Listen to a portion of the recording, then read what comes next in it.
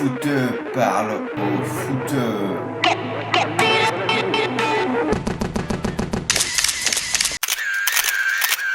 Bonsoir à tous et à toutes. Voici ma liste des 23 joueurs non retenus pour l'Euro 2016.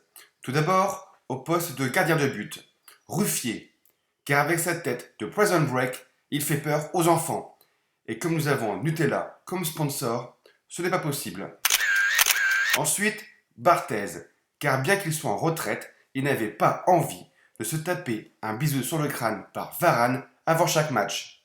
Et enfin, Vincent Enyama, car bien qu'il soit lillois, il paraît qu'il est nigérian, et pourtant, cela faisait quelques mois que je le suivais de près.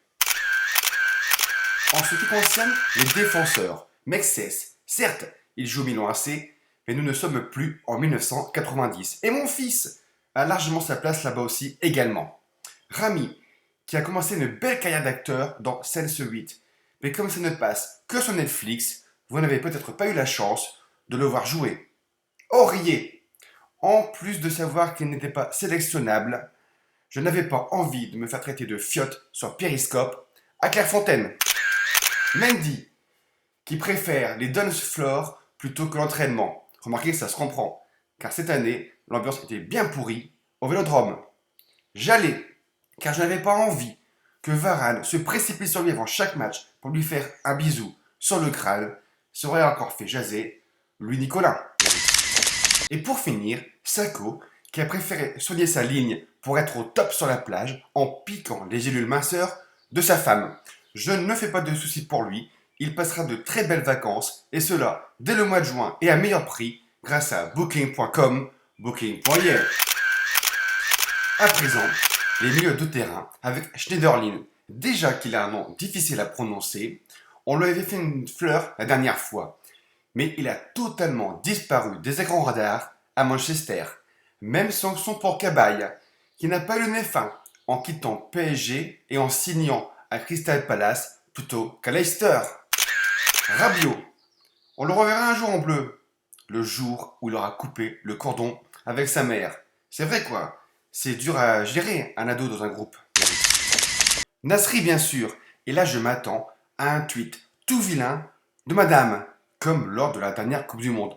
Désolé Samir, mais il fallait la larguer avant ta gonzesse si tu voulais revenir.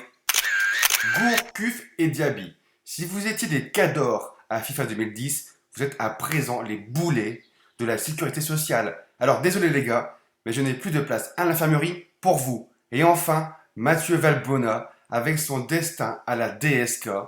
Tout ça car monsieur a voulu concurrencer Rocco Siffredi avec madame sur son nouvel iPhone. Merci Apple. Et pour finir, les attaquants avec Fekir le maudit, qui s'est blessé gravement et revient trop tard alors que plein de jeunes ont cassé la baraque en son absence. Un destin à la 5e Beatles.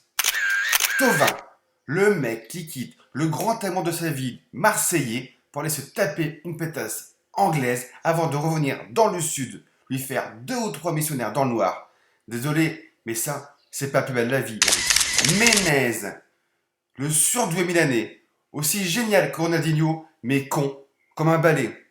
Sa seule reconversion possible, c'est dans les anges de la télé-réalité. Lacazette, le génie lyonnais, mais rien que pour faire chier le père Olas, il regardera l'Euro, comme tout le monde, à la télé.